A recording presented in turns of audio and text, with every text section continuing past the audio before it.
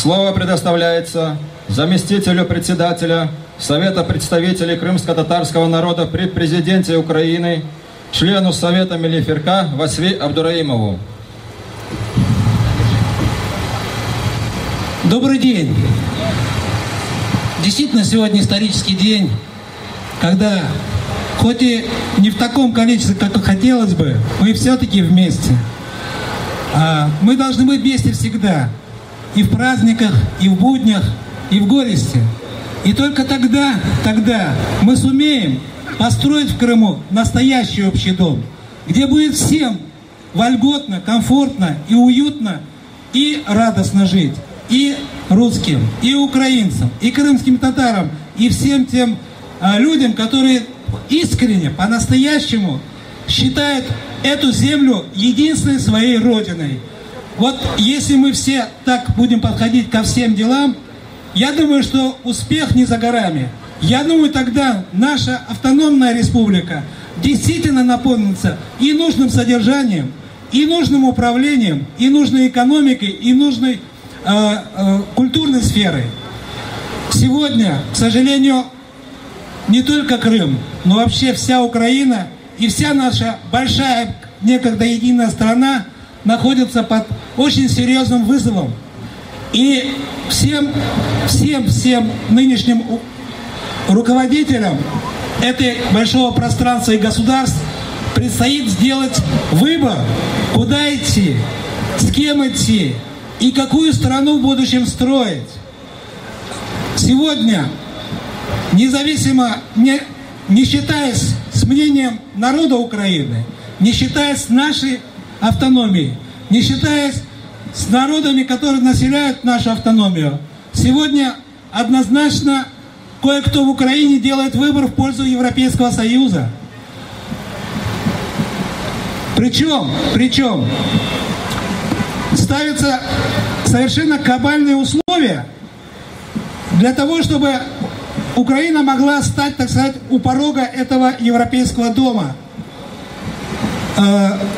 Там есть и учтены права и сексуальных меньшинств, и заключенных, и прокуроров, и судей, и депутатов. Там только нету условий, как будут жить, и как будут трудиться, и какую зарплату будут получать, и как будут учиться люди, которые живут в этой стране, люди, которые живут в нашем Крыму.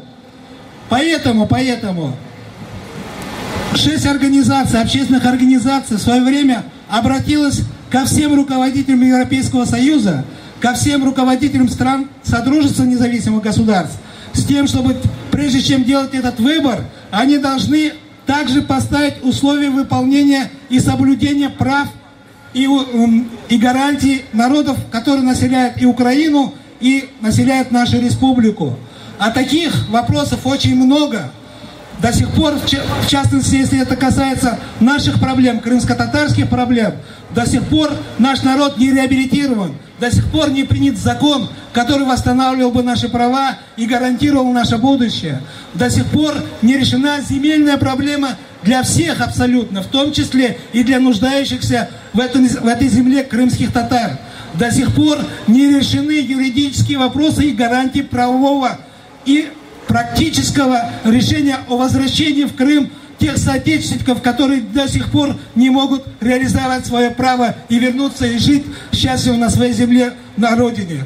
До сих пор программы возвращения и обустройства мест компактного проживания крымских татар финансируются по остаточному признаку. Абсолютно смешные ресурсы выделяются только для того, чтобы делать вид, что что-то делается. Принят замечательный закон о региональных языках, но он не исполняется ни в каких структурах, ни в системе образования, ни в системе судопроизводства, ни в системе рекламы, ни в системе информации. А мы имеем право все это иметь и пользоваться.